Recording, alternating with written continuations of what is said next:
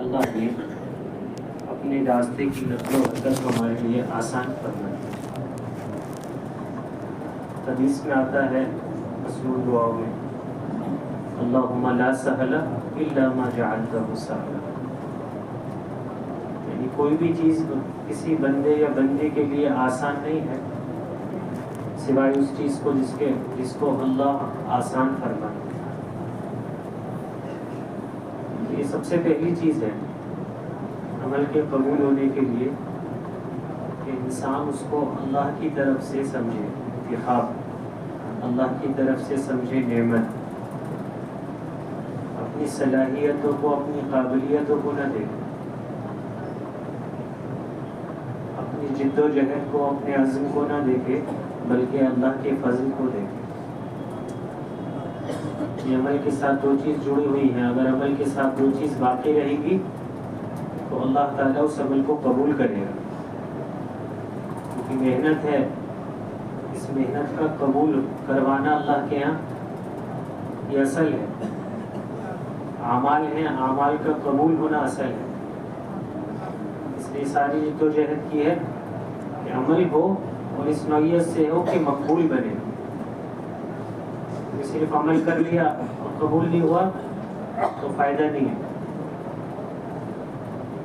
تو اس لیے ایک بات تو یہ ہے کہ عمل کے قبول ہونے کے لیے یہ دو چیزیں، ایک تو اس کو اللہ کی طرف پھیرے کہ اللہ کی توفیق کسے ہے، ہماری صلاحیتوں سے نہیں،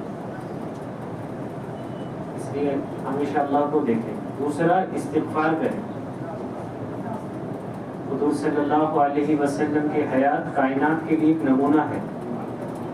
آپ علیہ السلام نے ایک اسوہ پیش کیا، پیدائش سے لے کے موت تک کس طرح انسان کو زندگی گزارنی ہے یہ بتایا ہے۔ تو آپ نے تعلیم دی اپنی زندگی میں، کرا بھی اور کروایا بھی۔ جب آپ کی واپسی کا وقت قریب آیا تو اللہ کی طرف سے بات ہوئی کہ آپ اپنے رب کی پاکی بیان کیجیے، اس کی بڑائی بیان کیجیے، فسبح بحمد ربک واستغفر، کہ اللہ کی بڑائی بیان کیجیے، اس کے حمد بیان کیجیے اور استغفار کیجیے۔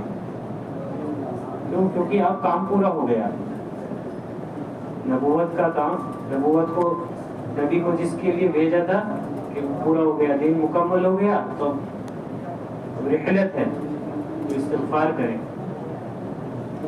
پہلی چیز تو یہ ہے کہ ہم اللہ کے سامنے عاجزی کے ساتھ رہیں، اللہ کی بڑائی ساتھ میں لے کر جائیں، تو اللہ نے ہمیں قبول کیا، اللہ نے چلایا، اللہ نے بڑھایا ہے۔ جب اللہ کی طرف نگاہ ہوگی تو آگے استقامت بھی ہوگی، آگے اعمال میں طبیعت بھی چلے گی، ورنہ انسان ایسی گھاٹیوں میں پھنس جاتا ہے، ایسی بیماریوں میں پھنس جاتا ہے جو اس کو شکلن تو باقی رکھتی ہے محنت میں، لیکن دھوکے میں پڑ جاتا ہے۔ وہ سمجھتا ہے محنت میں، اور محنت سے کوئی تعلق اس کا ہوتا نہیں ہے۔ ایسی بیماریاں آ جاتی ہیں، کبر آ جاتا ہے، ریا آتی ہے۔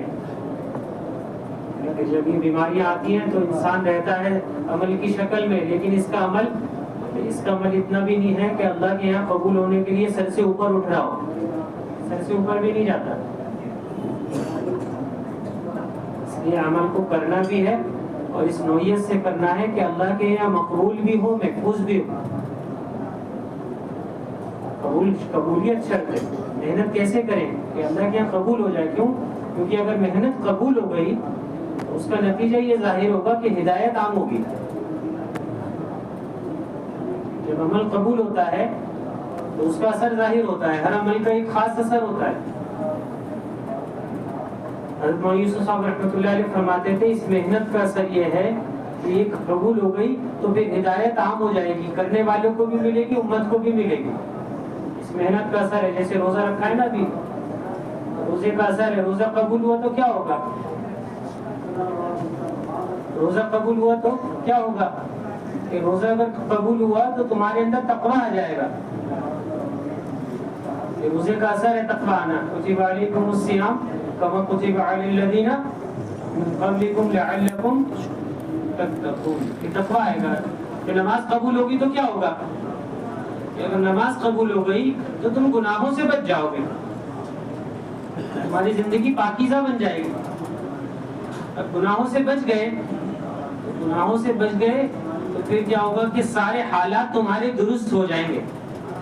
یہ حالات کی خرابی اعمال کی خرابی سے جڑی ہوئی ہے، اس لیے نماز قبول ہو گئی تو گناہوں سے بچ گئے، گناہوں سے بچ گئے تو اللہ کی رضا ہے، اور اللہ کی رضا کے ساتھ سارے اعمال آسان ہیں، سارے مرحلے آسان ہیں، یہ آسان یہ چیزیں جڑی ہوئی ہیں۔ جیسے روزہ قبول ہوا، تقویٰ آ گیا، تقویٰ آ گیا تو کیا ہوگا کہ تقویٰ آ گیا تو رزق میں برکت ہوگی، مشکل کاموں میں آسانی ہوگی، اس کے لیے ایک شان امتیازی ہوگی۔ یہ سب ہے تقوی کے اوپر قرآن کی الگ الگ آیتوں میں وعدے ہیں۔ تو اس طرح یہ محنت قبول ہوگی تو پھر ہدایت عام ہوگی۔ اس لیے ہمیں اپنی اس محنت میں وہ شکل اختیار کرنی ہے، خروج کے دوران بھی اور مقام پہ بھی۔ کہ ہم مقام پہ بھی ہیں تو اسی جذبے کے ساتھ ہے کہ ہمیں خروج کرنا ہے، اس نیت سے نہ جائے کہ ہم واپس جا رہے ہیں، بلکہ واپس جانا یہ بات کی نیت ہے۔ اس سے پہلے کی نیت یہ ہے کہ ہمیں فوراً دوبارہ اللہ کے راستے میں نکلنا ہے۔ نیت بڑی چیز ہے، جب کوئی بھی سچی نیت کر لیتا ہے اللہ کے اور بندی کے درمیان کی چیز ہے، اس کی سچی نیت ہے تو اللہ تعالیٰ اس کو پورا کر دیتے ہیں۔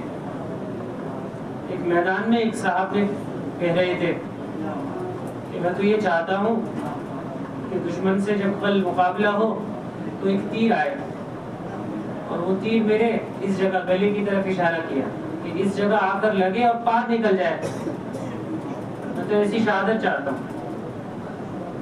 بات حضور علیہ السلام تک پہنچی تو آپ علیہ السلام نے فرمایا کہ اگر وہ اپنی نیت میں سچا ہے تو اس کے ساتھ یہ معاملہ ہوگا۔ پھر ایسا ہی ہوا، ان کے دل سچے ہوتے، نیتیں سچی ہوتی ہیں، دل صاف ہوتے ہیں، اللہ تعالیٰ اپنی مدد ان کے ساتھ کر دیتے ہیں۔ تو یہاں سے یہ نیت ہو کہ ہم واپس نہیں جا رہے، ہم تو ایک تیاری کرنے کے لیے جا رہے ہیں کہ ہمیں اب اگلے تقاضوں پہ نکلنا ہے، عالم کے تقاضوں کے لیے تیاری کی نیت اور دعا یہاں سے کر کے جائیں، مجھے قبول کر لے۔ یہ عالمی جگہ ہے، جگہوں کے بھی اثرات ہوتے ہیں، جگہوں کے اثرات ہوتے ہیں، بعض جگہ پہ نیک اثرات ہوتے ہیں، بعض جگہ پہ بدی کے بھی اثرات، گناہ ہوتے ہیں تو اس کے بھی اثرات ہوتے ہیں۔ قوم سمود کی بستی سے حضور صلی اللہ علیہ وسلم گزرے تو کیا کہا کہ یہاں سے اپنی سواریوں کو تیزی سے گزار دو۔ کیوں کہا تھا ایسا؟ کیونکہ وہاں قوم پہ عذاب آیا تھا، اس لیے تیزی سے گزرو۔ حضور علیہ السلام نے جو قربانی دی ہے مکہ میں، مدینہ میں، ان جگہوں پہ وہ اثرات قیامت تک باقی رہیں گے۔ انبیاء نے اور صحابہ نے ان جگہوں پہ، تو اس جگہ پر کے اثرات ہیں، لوگوں نے بے شمار قربانیاں دی ہیں، آنسو بہائے ہیں۔ ہم نہیں جانتے کون بندہ کس قربانی کے ساتھ اس چار دیواری میں آ کے چلا گیا، ہمیں نہیں پتا کب سے دی جا رہی ہے، اس کے اثرات ہوتے ہیں۔ اللہ نے قبول کیا جگہ کو کہ دنیا کے اعتبار سے تو یہاں سے نیت کر کے بھی جائیں، دعا کر کے بھی جائیں، مانگ کے کہ اللہ مجھے اگلے تقاضے کے لیے، عالم کے لیے قبول کر لے۔ اللہ واپس نہیں جانا چاہتی تھی لیکن مشورے سے ایک ترتیب بنی ہے، اس کو سامنے رکھ کر واپس جا رہی ہوں اور جلد سے جلد اگلے تقاضے کے لیے تیار ہو جاؤں گی۔ کیوں؟ کیونکہ آپ کا اور ہمارا انتخاب مرد یا عورت وہ عالم کے لیے ہوا ہے۔ مفتی شفیع صاحب رحمۃ اللہ علیہ یہ بڑے مفسر گزرے، فقیہ بھی تھے، تفسیر لکھی معرف القرآن اردو میں اکثر سب جانتے ہیں۔ تو یہ کہتے تھے، انہوں نے لکھا ہے اپنی اصول تفسیر میں کہ قرآن کی جتنی آیتیں ہیں یہ کہ اس میں مرد اور مستورات یہ سب شامل ہیں۔ بعض کو یہ دھوکہ لگا کہ یہ مردوں کے لیے ہے، وَلْتَكُن مِّنكُمْ أُمَّةٌ يَدْعُونَ إِلَى الْخَيْرِ کہ مردوں کے لیے، کہ نہیں اس میں مرد بھی عورت بھی ہے۔ قُلْ هَٰذِهِ سَبِيلِي یہ مردوں کے لیے نہیں ہے، یہ مرد عورت دونوں کے لیے ہے۔ كُنتُمْ خَيْرَ أُمَّةٍ أُخْرِجَتْ لِلنَّاسِ یہ مردوں کو نکالا گیا ہے، مردوں کو نکالا گیا ہے کہ نہیں مردوں کو بھی اور عورتوں کو بھی۔ کہ جتنی فضیلتیں ہیں، جتنی ترغیبیں ہیں، جتنے اس میں مرد اور عورت دونوں شامل ہیں۔ اس لیے حضور صلی اللہ علیہ وسلم کے دور میں جب کسی نے دعا کرائی آپ سے، یا رسول اللہ آپ نے خواب میں جس جماعت کو دیکھا، ابھی تذکرہ فرما رہے تھے کہ دور دراز جا رہی ہے کشتیوں کا سفر کرتے ہوئے، آپ میرے لیے بھی دعا کر دیجئے، میں بھی اس جماعت میں ہو جاؤں۔ حرام رضی اللہ تعالیٰ عنہ دعا کرا رہی ہے حضور صلی اللہ علیہ وسلم سے، جماعت مدینہ سے نکل کے جا رہی تھی، کہاں؟ یورپ۔ کہاں گئی وہ جماعت؟ بعد میں گئی، لیکن نبی نے پہلے پیشن گوئی کی تھی کہ جائے گی ایسے۔ تو کہاں گئی تھی جماعت؟ مدینہ سے سائپرس، قبرص پہنچی، یورپ کا ایک حصہ ہے۔ تو حضور صلی اللہ علیہ وسلم دعا فرما رہے ہیں۔ آج دھوکہ امت کو لگا ہے، مردوں کو بھی لگا ہے، عورتوں کو اور زیادہ لگا ہے۔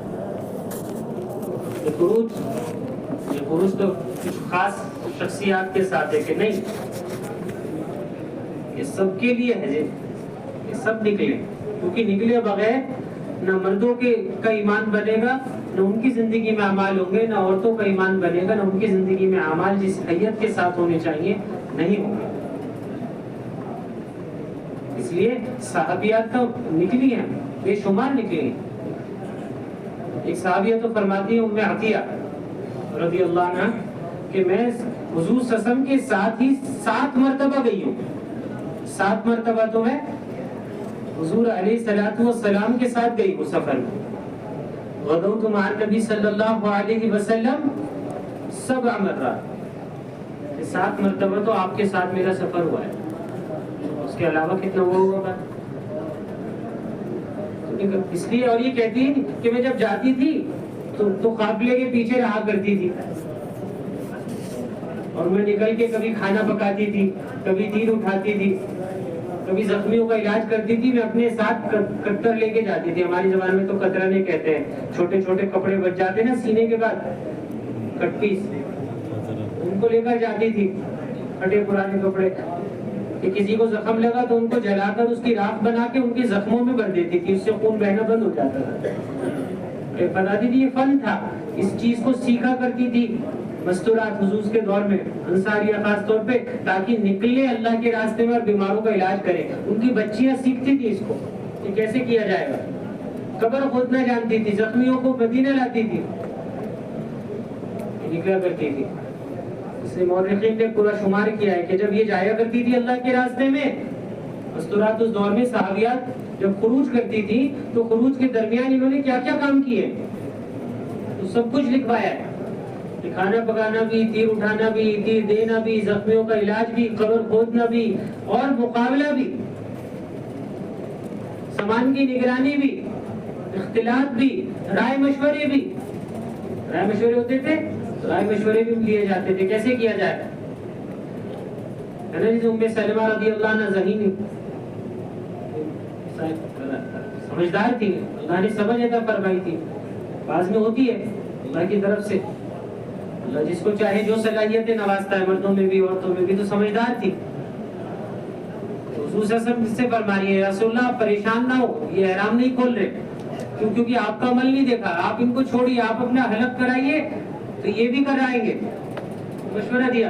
حدیبیہ پہ پورا واقعہ ہمارے ساتھ، یہ سارے کام میں شریک تھی۔ تو اس طرح کہ مرد اپنا دین ہے، اسی طرح عورتوں کا بھی یہ دین ہے۔ یہ خروج ہماری زندگی کا حصہ بنے، جب ہماری زندگی کا حصہ بنے گا تب اپنے اثرات ظاہر کرے گا۔ برکت کے لیے لگا لیا، کچھ تھوڑی چیزیں سیکھنے کے لیے لگا لیا، ایسا نہیں ہے۔ علامہ یوسف صاحب رحمۃ اللہ علیہ کہتے تھے تم لوگ اس کام سے جتنی اصلاح کی نیت کرو گے اتنا کرنے کے بعد سمجھو گے اب ہم فارغ ہو گئے۔ کہتے تھے ہدایت کا، اصلاح کا جتنا مفہوم اپنے دماغ میں بنا کے رکھو گے اتنا کرنے کے بعد سمجھو گے ہم فارغ ہو گئے۔ اس لیے بعض لوگ سوچتے ہیں ہم کلمہ اور نماز سیکھ لیں، تو فرماتے تھے یہ محنت کلمہ نماز صحیح کرنے کی تحریک نہیں ہے، صرف کلمہ نماز صحیح کرنا اس کا ابتدائی ایک حصہ ہے۔ یہ ہے کہ اس میں کلمہ نماز صحیح ہوگا، لیکن یہ کل نہیں ہے، یہ تو ابتدا ہے۔ لیے کہتے تھے مولانا الیاس صاحب رحمۃ اللہ علیہ کہ یہ تو الف باتا سا ہے، ہم کی کیا ہے، اسے چاہتے کیا ہیں، چاہتے کیا ہیں، کہ یہ بات نہیں ہے. تو فرماتے تھے یہ چاہتے ہیں کہ حضور صلی اللہ علیہ وسلم اس امت کو جس معیار پر چھوڑ کے گئے تھے دین اور دین کی نقل و حرکت اور جد و جہد کی، کہ اس سطح پہ یہ امت واپس پہنچے، کہ وہ نمونہ ایک زندہ ہو جائے جو قرن اولی میں حضور صلی اللہ علیہ وسلم نے زندہ کیا تھا. ہم اس محنت سے یہ چاہتے ہیں، مردوں کے خروج سے، مستورات کے خروج سے، مستورات کے مقامی اعمال، مسجد کی آبادی، یہ ساری چیزیں کیا چاہ رہے ہیں کہ امت اس سطح پہ پہنچے. اگر مقصد سامنے ہوگا تو مرد بھی عورت بھی اس کو حاصل کرنے کے لیے تھکیں گے اور سمجھیں گے نہیں ہم فارغ ہو گئے.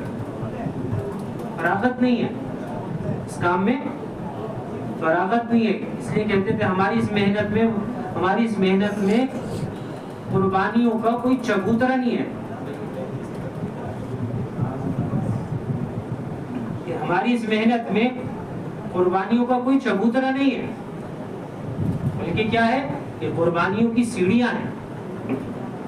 چبوترا ہوتا ہے کہ آدمی اس پہ چڑھ کے بیٹھ گیا، اب آگے اس کی کوئی سطح ہے اور اوپر کیا ہے کہ اوپر تو کچھ نہیں، یہی ہے جو کچھ ہے. اور سیڑھی پہ ایک قدم رکھا تو اگلی قدم کا اگلا قدم اٹھائے گا. اس طرح فرماتے تھے حضرت مولانا یوسف صاحب رحمۃ اللہ علیہ کہ جب ایک مرتبہ قربانی دے دی کہ اب دوبارہ قربانی مانگی جائے گی، دوبارہ دے دی دوبارہ مانگی جائے گی. کب تک؟ کہ موت تک دیتے رہنا ہے. اور ایک طرح کی نہیں ہوگی، الگ الگ طرح کی ہوگی قربانی. کبھی گھر کو چھوڑنا ہے، کبھی جماعت میں کوئی ایسا ساتھ میں ہے جس سے مزاج نہیں ملتا اس کے ساتھ صبر کرنا. اس میں ہر طرح سے انسان ترقی کرتا ہے. اس لیے اس محنت میں اپنے آپ کو چلانا. چند اعمال ایسے ہیں ان میں استقامت سے چلتے رہیں گے، یہ ترتیبات ہیں، اگر ان میں اہتمام سے چلتے رہیں تو اللہ تعالیٰ بڑے بڑے تقاضے پورے کرائے گا. کام سادہ ہے، اعمال سادے بتائے جا رہے ہیں، لیکن ان اعمال کے اندر ختم نبوت کی تاثیر ہے. ہر عمل کے اندر نبوت کا اثر ہے. اس یقین کے ساتھ کریں کہ خروج کہا تو اس خروج کو ایسے نہیں کہ کچھ لوگوں نے کہہ دیا اس ترتیب کے، نہیں، خروج تو کرنے اولا سے ثابت ہے. جس طرح عرض کی تو اپنے خروج کی، اپنے اللہ کے راستے میں نکلنے کی پابندی خود کرنا کہ میں اللہ کے راستے میں کس طرح استقامت سے جاؤں. چلہ لگا دیا تو کوئی ڈگری نہیں ہے جو مل گئی اب کافی ہو گیا.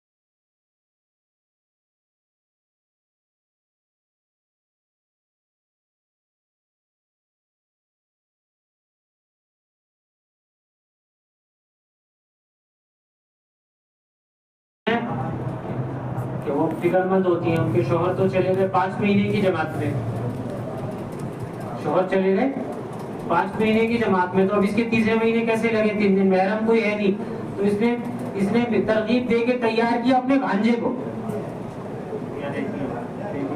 تیار کیا بھانجے کو اور اس کے ساتھ اپنے 3 دن پابندی سے لگائے. شوہر تو باہر ہے تقاضوں پہ اور میرے 3 دن کی ترتیب ناکہ نہ ہو جائے کہ ہے ہی نہیں ہو. تو بھانجے کو بلا رہی ہے، کیوں؟ کیونکہ محرم ہونا چاہیے. تو قواعد بھی پورے کریں گے، شرط بھی پورے کریں گے اور اپنا خروج بھی نہیں چھوڑیں گے. تو بتاتی ہے کہ سال بھر کے شوہر نہیں تھے لیکن میرے 3 دن ناغہ نہیں ہوئے.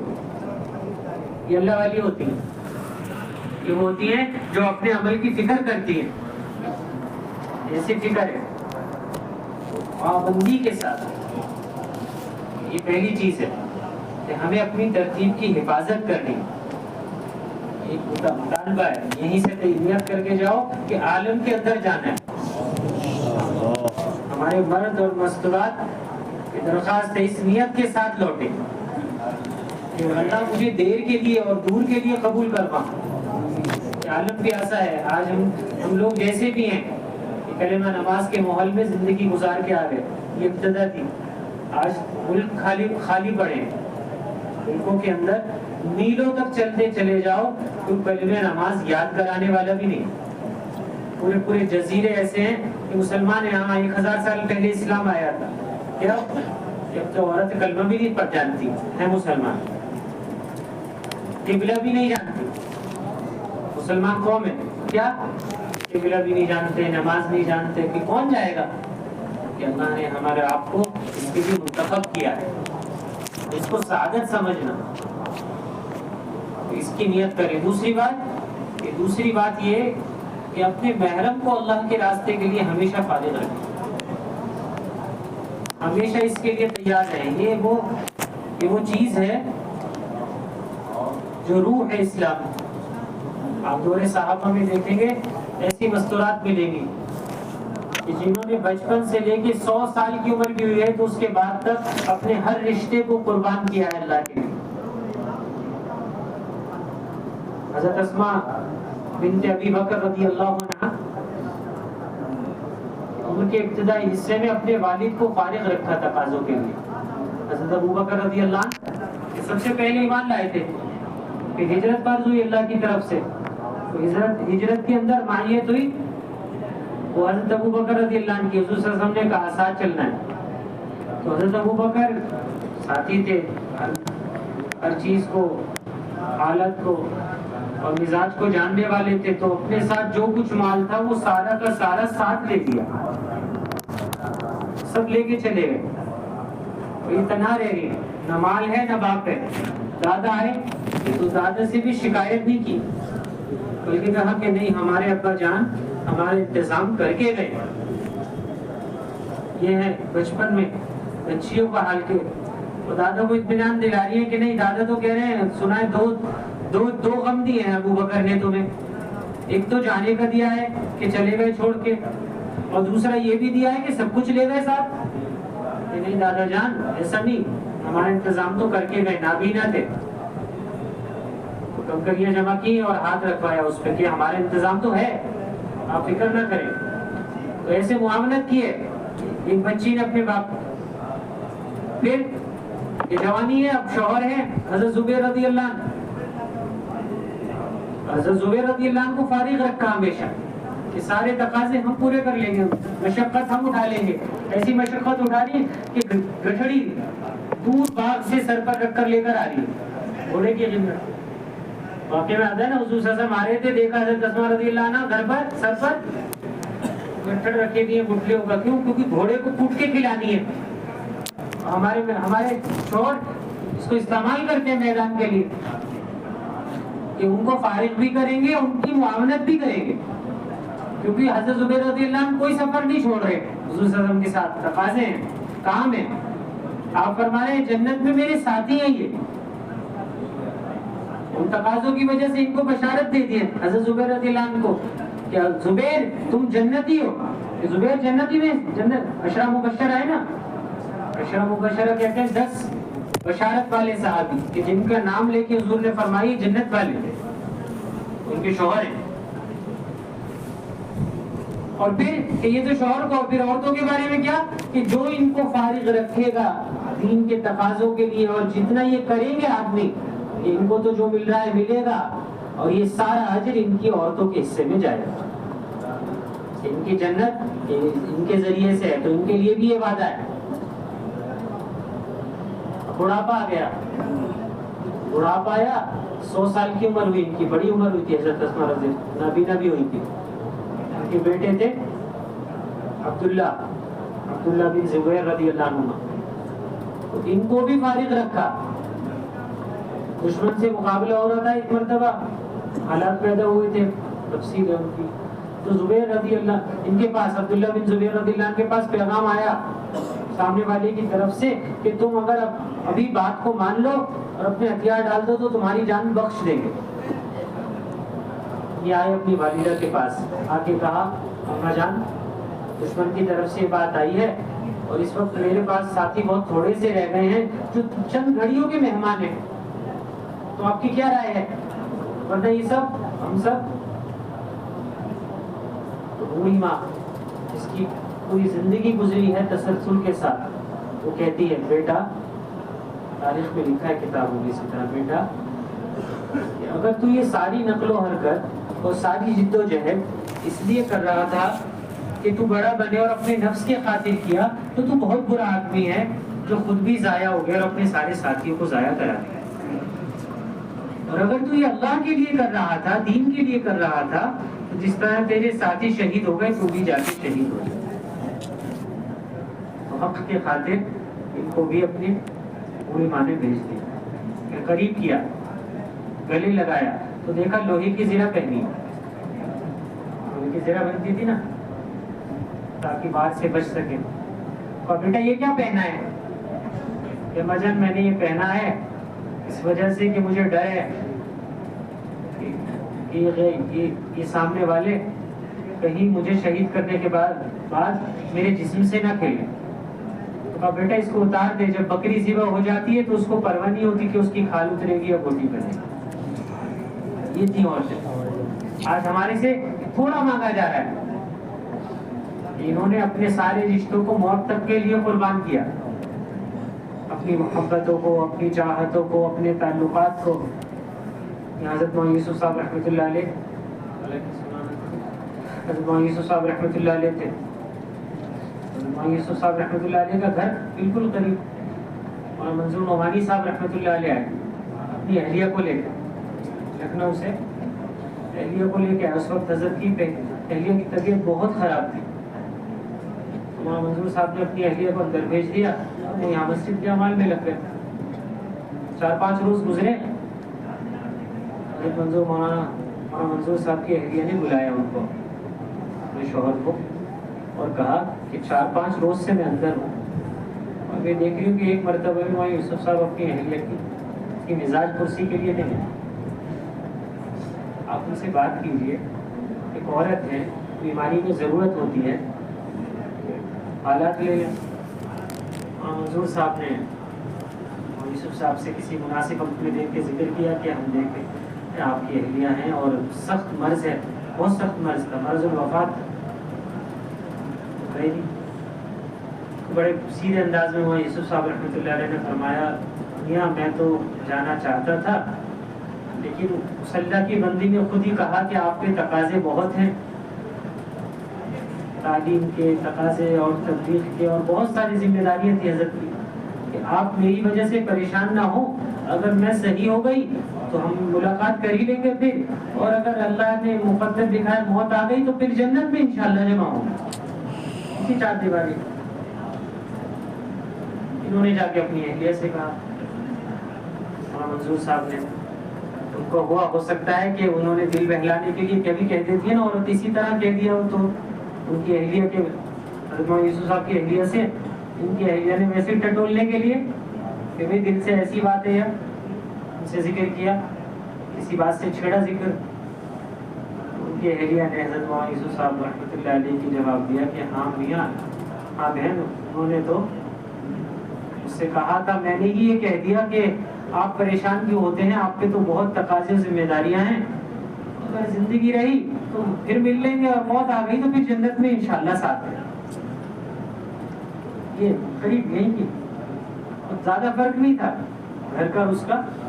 آپ دیکھتے ہو یہ گھر ہے کسی، یہ لوگ ہیں جو فارغ رکھتے تھے. یہ تو یہ ہے کہ ہم اپنے محرم کو اللہ کے دین کے تقاضوں کے لیے فارغ کریں. ان کے لیے سہولتیں پیدا کریں.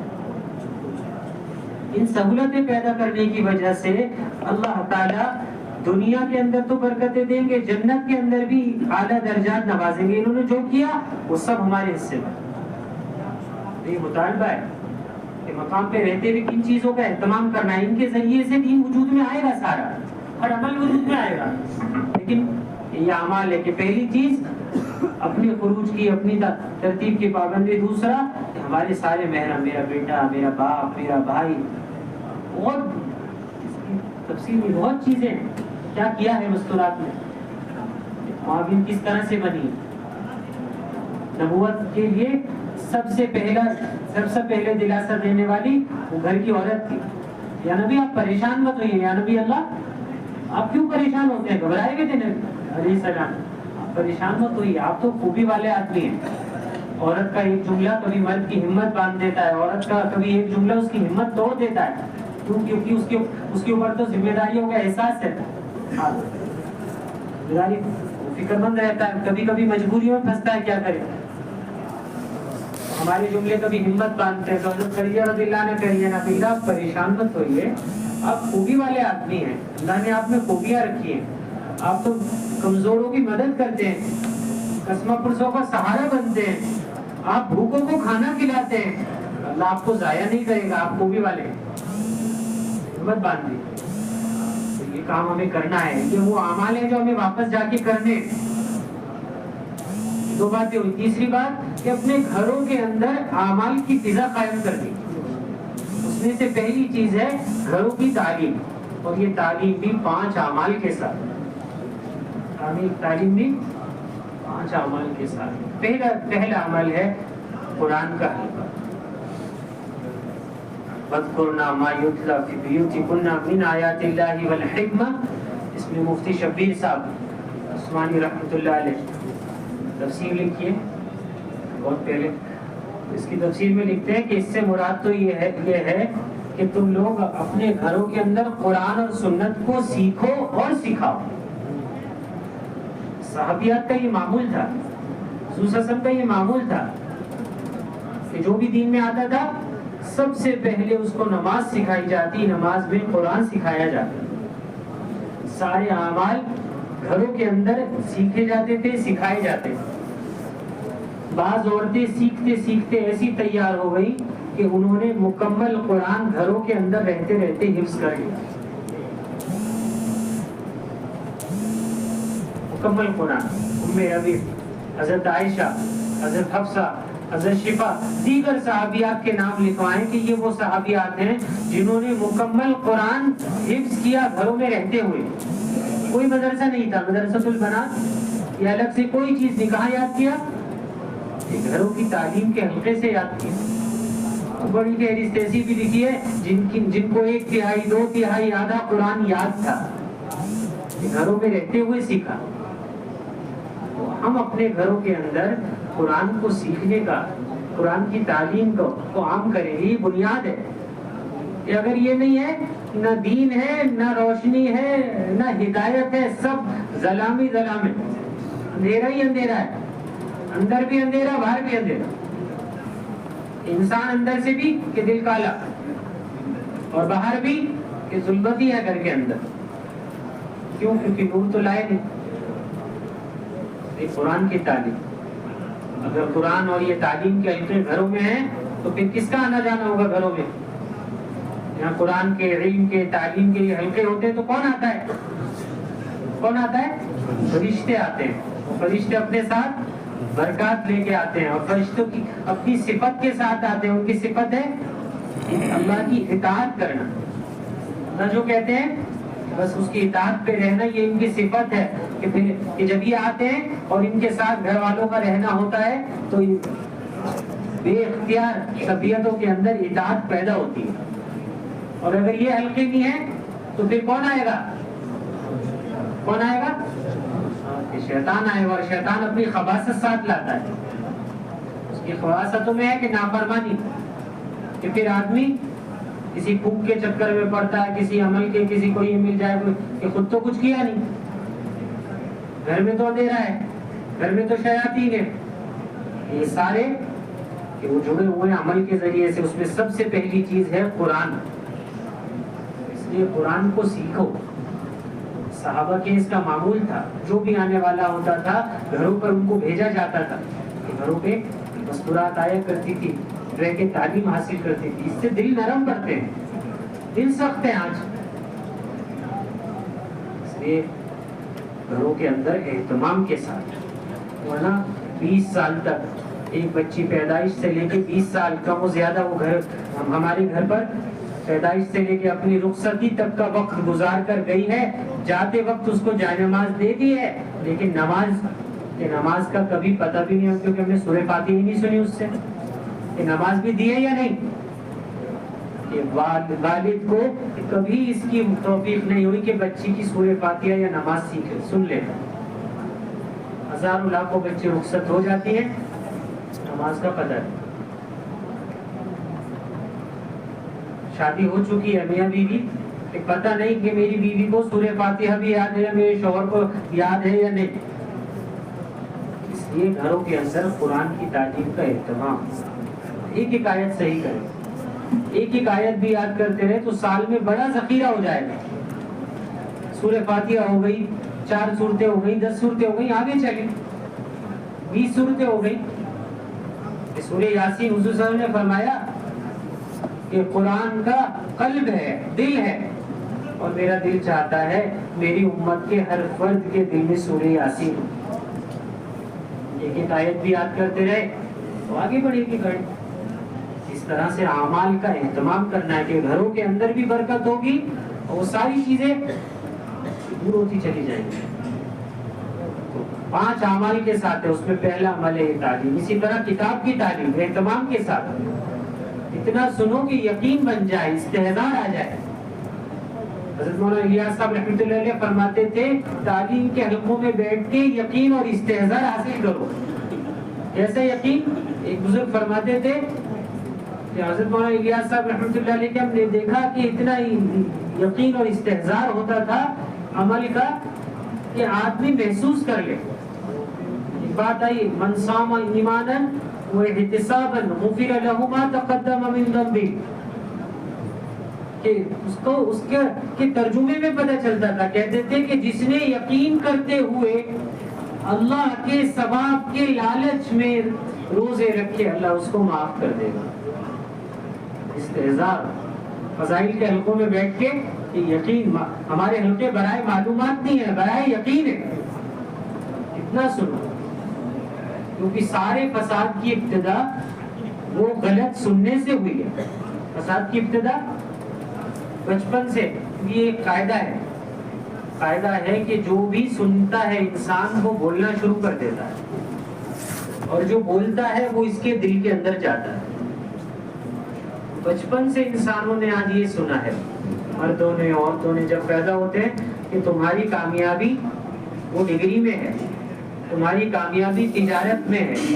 کوئی سنتا ہے تمہاری کامیابی ملازمت میں ہے, تو کامیابی کو, عزت کو, راحت کو اسباب سے جوڑ کے بتاتے. کس سے جوڑا؟ اسباب سے. اب وہ بچہ بڑا ہوتے ہوتے اسی چیز کو بولنا شروع کر دیتا ہے کہ کامیاب ہونے کے لیے ڈگری چاہیے, کامیاب ہونے کے لیے تجارت ہو, کامیاب ہونے کے لیے مال ہو, اسباب ہو. یہ چیز جب بولتا ہے تو دل کے اندر بھی یہی چیز اترتی ہے, اور جو چیز دل میں ہوتی ہے اسی کے لیے عمل ہوتا ہے. تو سننا بگڑا تو بولنا خراب ہوا, بولنا بگڑا تو دل کا یقین, اور دل خراب ہوا تو سارے اعمال ہی خراب ہو گئے. اعمال خراب ہوئے تو حالات بگڑ گئے, حالات خراب ہو گئے, پوری دنیا کے حالات خراب ہو جاتے ہیں. کیوں؟ کیونکہ اعمال بگڑے. دنیا میں اثر ہوتا ہے اعمال کا. ظہر الفساد فی البر والبحر بما کسبت ایدی الناس. تو اعمال کی وجہ سے حالات بگڑتے ہیں, اور اعمال بگڑتے ہیں دل کی وجہ سے. الا ان فی الجسد لمضغہ, تمہارے دل میں جو گوشت کا ٹکڑا ہے وہ بگڑے گا تو سب بگڑا. اور دل بگڑا ہے بولوں کی وجہ سے, اور بول سننے کی وجہ سے, کیونکہ غلط سنا اس لیے غلط بولا. سننا ابتدا, یہ قاعدہ ہے, جو سنو گے وہ بولو گے. جیسے ابھی بیٹھے نا تو سب نے, ہم نے کیا سنا؟ مردوں نے عورتوں نے جب پیدا ہوئے تو گھر میں کیا سنا؟ ہندی اردو. تو بولا کیا؟ ہندو اردو. ایک بچہ ہمارے گھر میں پیدا ہوا تو جو ہم بول رہے تھے اس نے بھی وہی بولا. شاید کوئی بیٹھا ہوا کیا کہ میرا بچہ اس نے سنی تو تھی ہندی اردو, لیکن جب وہ بولنا شروع کرا تو عربی بولنی شروع کر دی. وہ انگریزی بول رہا تھا. جب غیر اللہ کو سنا ہے تو اللہ کو کیسے بولیں گے؟ اسباب میں کامیابی سنی ہے, اسباب میں نجات سنی ہے, تو یہ بات کیسے آئے گی کہ اعمال میں کامیابی اور اعمال میں نجات ہے؟ اس کے لیے تعلیم کے حلقوں میں بیٹھ, اہتمام سے گھر میں لگاؤ. یہ غذا ہے. آپ کسی دن بھی اس عمل کو ہلکا سمجھ کے چھوڑے نہیں, کیونکہ روح میں بھی کمزوری آتی ہے. جس طرح جسم میں نہ کھانے سے کمزوری آتی ہے نا, ابھی سب کی طبیعتیں نڈھال ہیں. کیوں؟ کیونکہ صبح 6 بجے 5 بجے سے نہیں لیا ہے, کھایا نہیں ہے تو کمزوری ہے. یہ تو جسم کی بات ہے. اسی طرح روح ہے کہ روح کو اس کی غذا نہیں پہنچے گی تو اس میں بھی اپنی ترتیب سے کمزوری آئے گی. اہتمام کے ساتھ ایک دن فضائل اعمال کی 7 کتابوں سے اور ایک دن منتخب حدیث کی 6 صفات نشان لگا کے اہتمام سے کتاب کی تعلیموں پہ دعوت ہی اسی چیز کی جو سنا ہے اتنا بولو کہ دل میں یقین اتر جائے. ہم ظاہر صحیح کر لیں گے, اللہ باطن بھی صحیح فرما دے. حدیث میں آتا ہے نا, تم دعا میں اللہ کے سامنے رویا کرو, اگر رونا نہ آئے تو کیا کریں؟ رونے کی صورت بناؤ, اس کا اثر پڑے گا. آپ دعوت دو گے, اللہ دل کے اوپر اس کا اثر ڈالے گا. 6 صفات کا مذاکرہ کیا ہے, دعوت دی ہے. اب نیت کرو, بچہ بھی, بڑا بھی, عورت بھی, کہ ہم سب ان دین کے تقاضوں کے لیے عالم کے اندر جائیں گے. تمہاری ترتیب آ رہی ہے مرد عورت کی ترتیب کی, عورت مرد کی, بچوں کی, کہ کیا چل رہا ہے کہ ایک دوسرے کی تشکیل عالم کی, دین کی جو ترتیب آ رہی ہے اس کی. اور پھر مشورہ کر لو کہ بھائی کل دیکھو اس وقت تعلیم ہوگی اور کل آپ کتاب پڑھنا, آپ مذاکرہ کرنا. جس عمل کو مشورے سے طے کر لو گے وہ آسان ہو جائے گا. بہت بھاری مشورہ نہیں ہے رجسٹر کاپی لے کے بیٹھے, آسان سی بات ہے, بھائی کل کس وقت کر لیں اور کون کر لے گا. ان 5 اعمال کے ساتھ گھر کی تعلیم کا حلقہ کرو. ہم یہ طے کر لیں گے, اللہ آسان کر دے گا.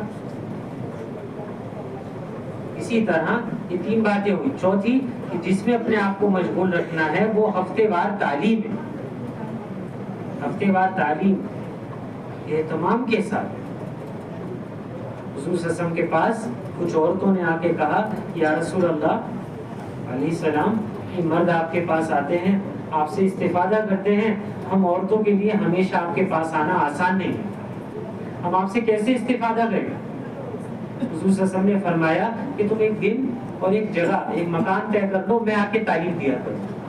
آپ علیہ السلام نے ان عورتوں سے ایک دن طے کرایا, ایک جگہ طے کرائی, اور آپ خود جایا کرتے تھے اہتمام سے اس جگہ تعلیم دینے کے.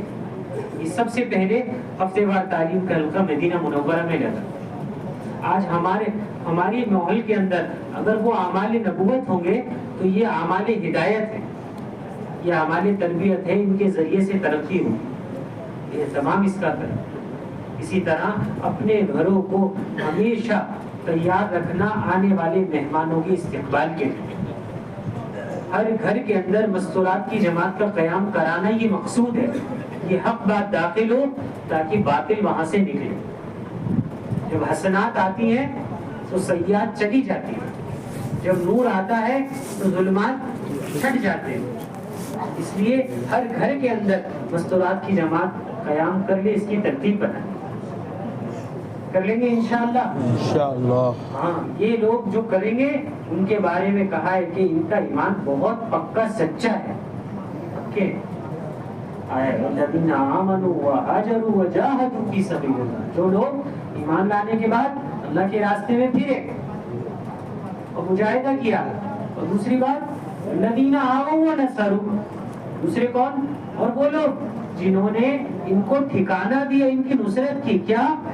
اولئک هم المؤمنون حقا, کہ یہ لوگ اپنے ایمان میں سچے ہیں.